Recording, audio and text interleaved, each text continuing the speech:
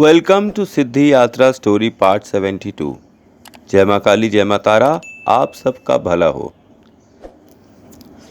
इस एपिसोड में हम पिछले एपिसोड को थोड़ा सा कंटिन्यू करेंगे कि हम सिद्धि कैसे करें, ठीक, या हम सिद्धि मालाओं का जाप कैसे करें। अभी तक मैंने आपको बताया गुरु, रक्षक और सिद्धि का टेक्निक। अब इस एपिसोड में मैं आपको बताऊंगा कि माला के बारे में। माला जो है आपकी तर्जनी उस पर नहीं छूनी चाहिए। अगर आपने मुस्लिम साधना करी है तभी तर्जनी का आप इस्तेमाल करेंगे। अगर आपने मुस्लिम साधनाएं नहीं करी हैं तो तर्जनी का इस्तेमाल नहीं करते हैं हिंदू लोग। तो हिंदू वे के हिसाब से आपकी तर्जनी आपकी माला पर नहीं होनी चाहिए। आपकी जो शनि वाली उंगली है, मिडिल फिंगर, वो और थंब, इसके बीच से माला चलनी चाहिए, ठीक है। और जो बीच में जो जहाँ से पूंछ निकली रहती है, नहीं, एक धागा रहता है उसमें, वो वरुण है, उसको क्रॉस नहीं करना है। मतलब माला एक कर कर उसी को ही उलट देना है। माला कैसे उल्टा जाता है ये मैं दिखा सकता हूँ, आपको दिखा भी दूंगा। चलिए आगे के एक वीडियो में मैं दिखा भी दूंगा। अच्छा, ये तो माला के बारे में बात हो गई। अपने पूरे शरीर पर आपको गुलाब का इत्र या चमेली का इत्र लगाना है पूजा करते वक्त। जब भी आप पूजा करें माता की तो गुलाब और चमेली का इत्र लगाएं। बगलामुखी की साधना कर रहे हैं तो मैक्सिमम यूज़ हल्दी का करें।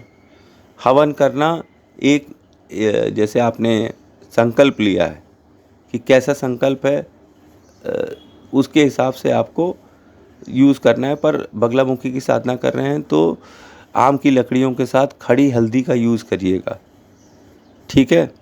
और जितने दिन साधना कर रहे हैं उतने दिन आप कोशिश करिए कि आप झूठ ना बोलें, आप कोई पाप कर्म ना करें और फालतू की बातें ना करें, ना किसी को श्राप देना, वरदान कर दें। अपने आप को समाज से थोड़ा दूर कर दें। इसीलिए मैंने 9 दिन की साधना बताई थी बगलामुखी की, कि लोगों का जीवन आसान रहे और वे माता के समक्ष प्रस्तुत भी हो जाएं। बाकी तो आपका भाई आप लोगों के लिए पूजा पाठ करता ही है, कि जो लोग मेरे सब्सक्राइबर्स हैं उनके लिए तो मैं हमेशा शुभेच्छा रखता ही हूँ और जितना हो सके सबके लिए प्रार्थना करता हूँ। अच्छा, ये तो हो गई इसकी बात। अब सबसे पहले पूजा में स्टार्टिंग के पहले आपको सुरक्षा घेरा लगाना है। सुरक्षा घेरा हल्दी और पीली सरसों का मैं बता चुका हूँ।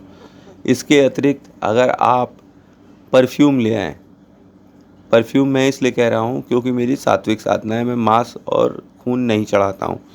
माई को ज़रूरत होती है वो ले लेती है मुझसे किसी भी प्रकार से, लेकिन मैं नहीं चढ़ाता हूँ मांस और खून।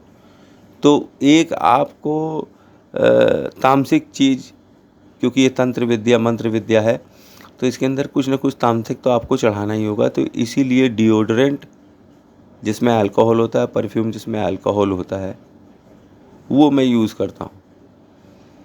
तो चारों ओर मैं परफ्यूम या डिओड्रेंट छिड़क देता हूँ, गुलाब का या चमेली का या कोई भी तेज खुशबू वाला, क्योंकि आपको माला ख़त्म करते करते आपका सिद्धि साधना क्षेत्र जो है इसी परफ्यूम के खुशबू का बन जाएगा।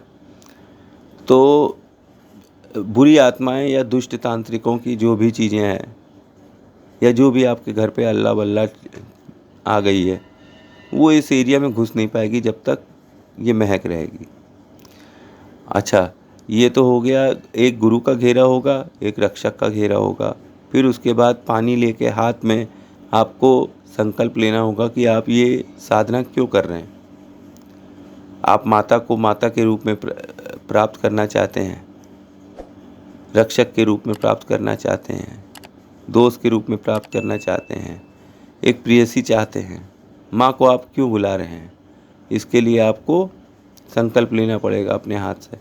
तो एक पीतल के लोटे में गंगा जल रखिए अपने पास हमेशा, हाथ में पानी लीजिए और आचमन करिए, माता का ध्यान करिए, उनका मंत्र बोलिए और अपनी इच्छा बोलिए, संकल्प कि माँ मैं इस रूप में आपको चाहता हूँ और मेरा ये संकल्प है कि मैं आपकी इस तरह से सेवा करूँगा। मेरा तो जीवन भर का संकल्प है कि मैं भोग लगाऊंगा, प्रसाद लगाऊंगा। ये मेरे जीवन भर का संकल्प है और माता को रोज़ चाय वाय पिलाता हूँ ही। ये तो मेरा तो अब आदत हो रहा है धीरे धीरे, आपका भी हो जाएगा। और बिना सोचे विचारे कोई भी मंत्र जाप ना करिए। डायरेक्टली अगर आप जाप करेंगे तो आपको कष्ट होगा और आपके घर में भी कष्ट होगा। ठीक है, तो अगर आपके पास गुरु नहीं भी है तो भी कोई बात नहीं है। मेरे जो सिद्धि यात्रा स्टोरी के वीडियोस हैं नंबर 1 से लेके आखिरी तक, अगर आप देख रहे हैं तो आधे से ज़्यादा मंत्र विद्याएं आप साधना कर सकते हैं, आराम से कर सकते हैं। मैं आपका गुरु बन नहीं सकता हूँ क्योंकि मैं गुरु बनने योग्य नहीं हूँ। मेरे पास इतनी ताकत नहीं है कि मैं गुरु बन सकूँ किसी का भी। आप मुझे गुरु भाई बना सकते हैं, जैसा मैंने हमेशा कहा, और मैं आपकी जितनी हेल्प हो सकती है उतनी करता हूँ। और हमारी विद्या में पैसा लेना निषेध है, तो ध्यानपूर्वक काम करिएगा। पैसा मत लीजिएगा, सामने वाला खुद से जितना दे दे ले लीजिए, लेकिन अपने मुंह से कभी ये नहीं कहिएगा मुझको इतना रुपए दे दो, उतना रुपए दे दो। किसी चीज़ की अपेक्षा ना करें। हाँ, आप भोजन ले सकते हैं, खाने के लिए आप भोजन ले सकते हैं किसी से भी। इसलिए इस विद्या में आप पैसा वैसा नहीं ले सकते। सामने वाला अगर देना चाहे अपनी इच्छा से दे। आप कभी अपने मुंह से नहीं बोलिएगा कि हमको 1000 दे दो, 2000 दे दो, 1 लाख दे दो, 2 लाख दे दो, तो हम तुम्हारा जाप करेंगे, ये करेंगे, वो करेंगे। जो करना है वो स्वेच्छा से करेगा। आपको अपने मुख से नहीं बोलना है, यही तारा का आदेश है। ठीक है, तो अगर और कोई क्वेश्चन होगा तो बताइएगा, क्योंकि सिद्धि करना और ये बगलामुखी मंत्र जाप करना ये सब एक बड़ी प्रोसेस का हिस्सा होता है। आप डायरेक्टली अगर पहुंच जाएंगे तो आपको बहुत गर्माहट महसूस होगी, समझ रहे हैं। इसीलिए आपके घर में प्रॉब्लम्स होना स्टार्ट हो जाती हैं या आपके आसपास आत्माएं आ जाती हैं, बगलामुखी की जो योगिनियां हैं वे आ जाती हैं, तो फिर घर में थोड़ा बहुत प्रॉब्लम स्टार्ट हो जाता है। अगर प्रॉब्लम स्टार्ट हो रहा है तो आप जाप जिस तरह कर रहे हैं आप बंद कर दीजिए उस जाप को अभी। और जैसे मैंने बताया है कि एक माला गुरु की, एक रक्षक की और एक सिद्धि की। मतलब पहली माला आप ओम क्रीम कालिकाय नमः करिए, दूसरी माला आप करिए ओम तारा तोरी स्वाहा, फिर तीसरा रुद्र में आइए, हनुमान चालीसा पढ़िए, और चौथा फिर सिद्धि पे आ जाइए। सिद्धि में आप बगलामुखी माता का जो मंत्र कर रहे थे उसका उच्चारण करते रहिए। डरिए मत, आसन पीला रखिए। डरेंगे तो आपके घर में और प्रॉब्लम आएगी, जाप छोड़ देंगे तो और प्रॉब्लम आएगी। इसलिए जाप मत छोड़िए, विधान के हिसाब से पूरी पूजा पाठ करिए। बिना विधान के गंदे वस्त्रों में, गंदे तरीक़ों से अगर आपने पूजा पाठ करी तो आपके घर में निश्चित प्रॉब्लम आएंगी। आपको साफ़ सुथरा होकर ही, नहा धोकर ही पूजा पाठ करनी है। बिना नहाए आपकी कोई भी सेवा, आपकी कोई भी पूजा स्वीकार नहीं होगी। जब भी आप अपने आसन पर बैठेंगे, नहा धोकर बैठेंगे, बिना नहाए धोए आप अपने आसन पर मत बैठिएगा। और जो पूजा करेंगे उसमें आपका साफ़ सुथरा होना बहुत ज़रूरी है। कोई भी बलि नहीं देनी है पूजा में कि कोई पागल आपसे बोलने लगे कि अब बकरे की बलि दे दो और चिड़िया की बलि दे दो। ये सब कुछ नहीं है, कोई बलि नहीं देना है आपको। भोग ज़रूर चढ़ाना है, 9 तरीके के भोग, आपकी इच्छा के 9 तरीके के भोग होने चाहिए। बाकी जो दिए में जो मैंने प्रोसेस बताया है वो हमेशा सेम रहेगा। एक दिए में सरसों का तेल, रक्षा सूत्र की बत्ती और उसके अंदर 2 लौंग, 1 कपूर, और उसको प्रज्वलित कर कर ही हम जाप करेंगे। जब हवन कुंड हम रखेंगे तो हवन कुंड में सब लकड़ी पकड़ी एक साथ रखना तो ठीक है, ये दिया उसी हवन कुंड में जलाएंगे एक कोने में, ताकि ये जलता रहे।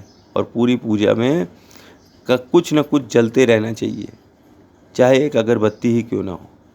2 अगरबत्ती इस दिए के साथ तो वैसे भी लगाते ही हैं, एक मीठे मिश्री के साथ।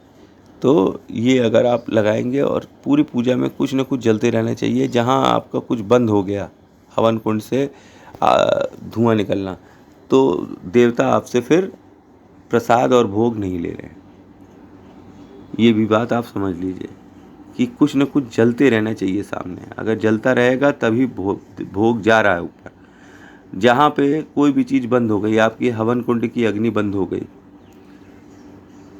तो फिर आप समझ लीजिए कि दिक्कत है।